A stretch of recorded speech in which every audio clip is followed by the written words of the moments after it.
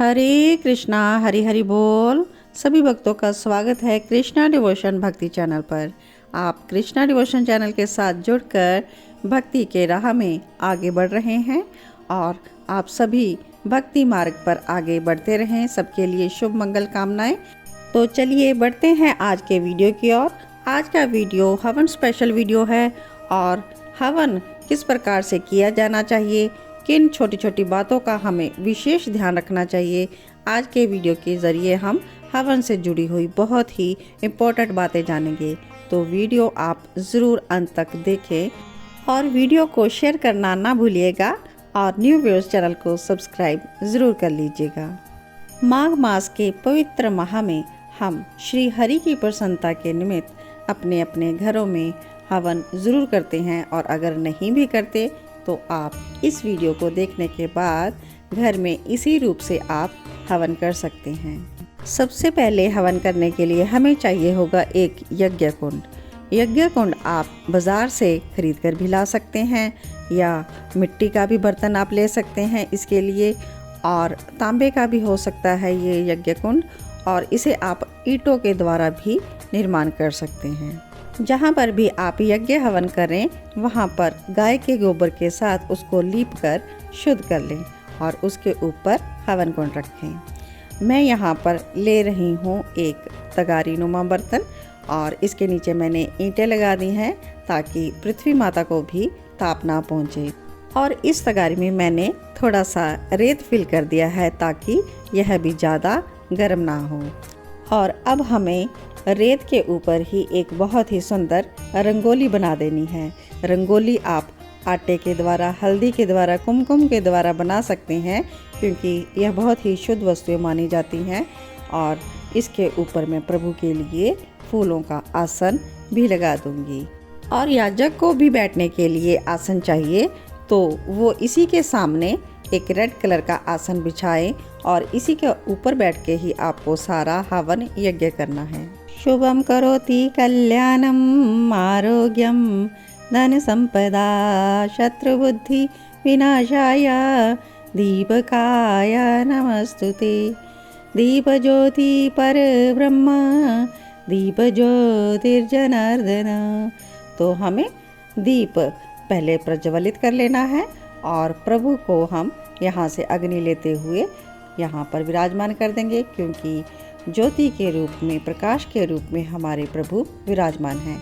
सबसे पहले हमें प्रभु को प्रज्वलित करना है दीप ज्योति के द्वारा। और पहले तो ये मंत्रों के द्वारा, अन्य मंत्रों के द्वारा अग्नि जलाई जाती थी, लेकिन आपको डायरेक्ट माचिस की तीली से डायरेक्ट नहीं जलाना है, आपको धूप दीप के द्वारा इसको प्रज्वलित करना है। और अब हम प्रभु का सुस्वागतम करेंगे हाथ में पुष्पों की अंजलि लेकर। और इसके बाद हमें आम की लकड़ों का चयन करना है और यहाँ पर हम आसपास यहाँ पर रख देंगे।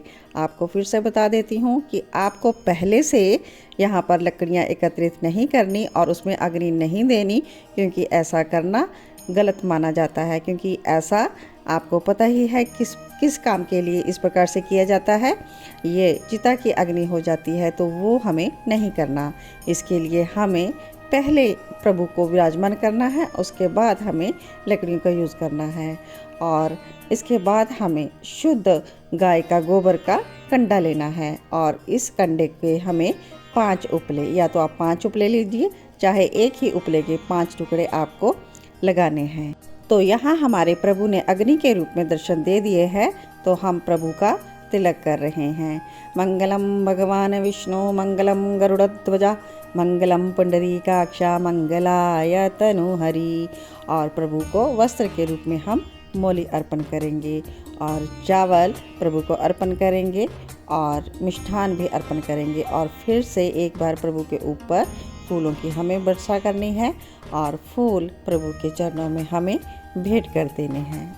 और इसके बाद हमें घी की आहुति देनी है। घी की आहुति सुरवा के द्वारा दी जाती है, लेकिन घर में आप शुद्ध चम्मच का भी यूज़ कर सकते हैं। यूज किए हुए चम्मच का आप यूज़ ना करें। तो साथ ही में आपको चाहिए होगा एक कटोरी जिसमें कि शुद्ध जल रखा हो।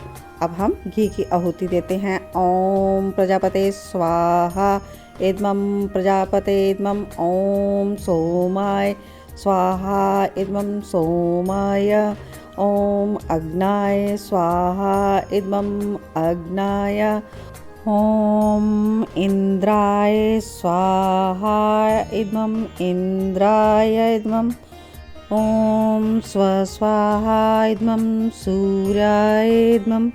इस प्रकार से हमें घी की 5 आहुतियाँ देनी है और शुद्ध जल के पात्र में हमें घी टपकाते जाना है। और इसके बाद आप प्रभु को तांबूल भी अर्पण कर सकते हैं या लौंग और इलायची भी आप अर्पण कर सकते हैं। और इसके बाद हम हवन करने जा रहे हैं तिलों के द्वारा।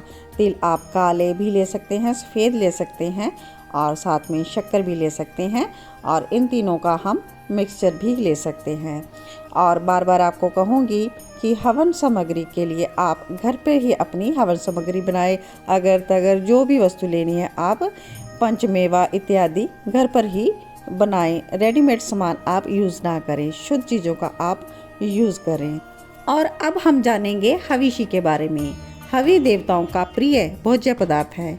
हवि को यज्ञ की आत्मा कहा गया है और हवि का सेवन सभी देवगण अग्नि के माध्यम से करते हैं। तो हविष्य पदार्थ के बारे में हमें ज़रूर पता होना चाहिए कि हमें हविष्य कैसे प्रदान करना है देवताओं के निमित्त और कितनी मात्रा में हमें और किस मुद्रा के द्वारा हमें यह भोज्य पदार्थ प्रदान करना है। सबसे पहले तो ये जान लें कि जो हमें हविष्य पदार्थ प्रदान करना है ये बहुत अधिक मात्रा में इस प्रकार से अंगूठा और सब उंगलियां मिलाकर प्रभु को प्रदान नहीं करना है।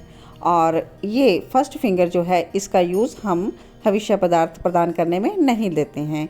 और लास्ट की जो फिंगर है छोटी अनामिका उसका भी यूज़ नहीं करते हैं। इन 2 उंगलों को छोड़कर अंगूठा और बीच की 2 उंगलियां हम मिला लेंगे और इस प्रकार से हम भगवान को बिल्कुल इस प्रकार से खिलाएंगे जैसे कि हम छोटे बच्चे को निवाला खिलाते हैं, खाना खिलाते हैं। तो इस प्रकार से हम प्रभु को हविष्य पदार्थ प्रदान करेंगे तो प्रभु बहुत ही प्रसन्न होंगे। जिस प्रकार भाव से आप उनको प्रदान करेंगे तो प्रभु भी उसी भावों को अपना कर स्वीकार करेंगे।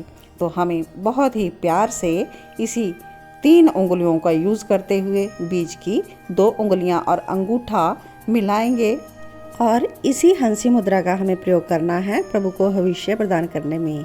अगर हम लास्ट की फिंगर है वो मिला लेते हैं तो वो मृगी मुद्रा बन जाएगी। तो हंसी और मृगी मुद्रा के द्वारा आप प्रभु को आहुति प्रदान कर सकते हैं। तो हविष्य प्रदान करते हुए आप इस विधि का विशेष ध्यान रखें जिससे कि सभी देवगण सेवित होते हैं और देवता हमारे दिए हुए हविष्य पदार्थों का उपभोग करते हैं। इसीलिए मैंने कहा कि आप शुद्ध वस्तुओं का यूज़ करें और वही वस्तुएं पंचमेवा, शहद इत्यादि बढ़िया से बढ़िया हविष्य पदार्थ भगवान को प्रदान करें। और अगर आहुति की बात करें तो सबसे पहले आप गणेश देवता के निमित्त आहुति दीजिए, फिर ग्राम देवता, कुल देवता इत्यादि की भी आहुति दीजिए और गौरा माता की भी आप आहुति दीजिए, नवग्रह की भी आप आहुति देंगे। और इसके बाद आप किसी भी सिद्ध मंत्र की आहुति भगवान को 108 बार प्रदान कर सकते हैं। और आहुति के लिए आप गायत्री मंत्र का यूज़ कर सकते हैं, महामृत्युंजय मंत्र का यूज़ कर सकते हैं और श्री हरि विष्णु की प्रसन्नता के लिए आप ओम नमो भगवते वासुदेवाय स्वाहा, ओम नमो भगवते वासुदेवाय स्वाहा इस प्रकार से भी जप कर सकते हैं। और किसी भी मंत्र की आहुति देने के बाद आपको स्वाहा ज़रूर उच्चारण करना है।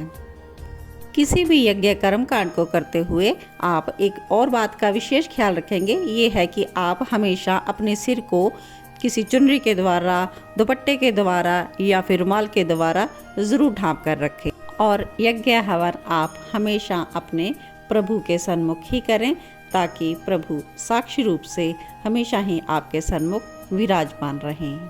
आहुति जब पूर्ण हो जाए तो आप प्रभु को भोग निवेदन करें और इसके लिए आप गुड़ तिल से बनी हुई मिठाई का यूज़ जरूर करें। और इसके अलावा आप अन्य मिठाई का भोग, ड्राई फ्रूट का भोग इत्यादि भी लगा सकते हैं। ओम व्यानाय स्वाहा, स्मानाय स्वाहा, अपानाय स्वाहा, उदानाय स्वाहा, ओम प्राणाय स्वाहा इस प्रकार से आप 5 बार प्रभु को भोग निवेदित करेंगे। और भोग जब निवेदित करें तो उसके बाद जल के छींटे प्रभु की तृप्ति के लिए, देवताओं की तृप्ति के लिए आपको ज़रूर थोड़े से छिड़कने हैं 3 बार। इस प्रकार यज्ञ पूर्ण होने पर आप यह मंत्र बोलेंगे, ओम पूर्णमदः पूर्णमिदं पूर्णात् पूर्णमुदच्यते पूर्णस्य पूर्णमादाय पूर्णमेवावशिष्यते। ओम शांति शांति शांति। और इसके बाद हम यज्ञ रूपी भगवान की आरती करेंगे। यज्ञ रूप भगवान हमारे भाव उज्ज्वल कीजिए। यज्ञ रूप भगवान हमारे भाव उज्ज्वल कीजिए। ओम जय जगदीश हरे, स्वामी जय दीनानाथ हरे। भगत जनों के संकट, दास जनों के अवगुण, बंसरी वाला दूर करे। हरिओम जय जगदीश हरे। जो ध्यावे फल पावे, सुख विनशे मन का। स्वामी लोक विनशे मन का। सुख संपत्ति घर आवे, श्याम सुंदर घर आवे। कष्ट मिटे तन का। हरिओम जय जगदीश हरे। मात पिता तुम मेरे, शरण पढ़ूं मैं किसकी। स्वामी शरण पढ़ूं मैं किसकी। तुम बिन और न दूजा, प्रभु बिन और न दूजा। आस करूं मैं जिसकी। ओम जय जगदीश हरे। तुम पूर्ण परमात्मा, तुम अंतर्यामी। पार ब्रह्म परमेश्वर, आप सबके स्वामी। ओम जय जगदीश हरे। आरती संपूर्ण करने के बाद आपको एक और मुख्य कार्य करना है, वो है हवन कुंड की भस्म से आपको तिलक करना है। तो आप किसी भी चम्मच की सहायता से भस्म लेंगे और इससे घर के सभी सदस्यों को आप तिलक कर देंगे। भस्म विभूति के द्वारा आपको प्रभु का संपूर्ण आशीर्वाद प्राप्त होगा और आपकी सभी मनोकामनाएं पूर्ण होंगी। घर में सुख शांति बनी रहेगी। आशा करती हूँ आज के वीडियो से आपको हवन से जुड़ी हुई बहुत ही उपयोगी जानकारी प्राप्त हुई होगी और आप इस वीडियो को ज़्यादा से ज़्यादा शेयर करें ताकि अन्य लोग भी इस वीडियो से जुड़ी हुई जानकारियों से लाभ प्राप्त कर सकें। तो इन्हीं शब्दों के साथ आज के वीडियो को विश्राम देते हैं और भक्ति के अन्य वीडियो देखने के लिए जुड़े रहें कृष्णा डिवोशन चैनल के साथ।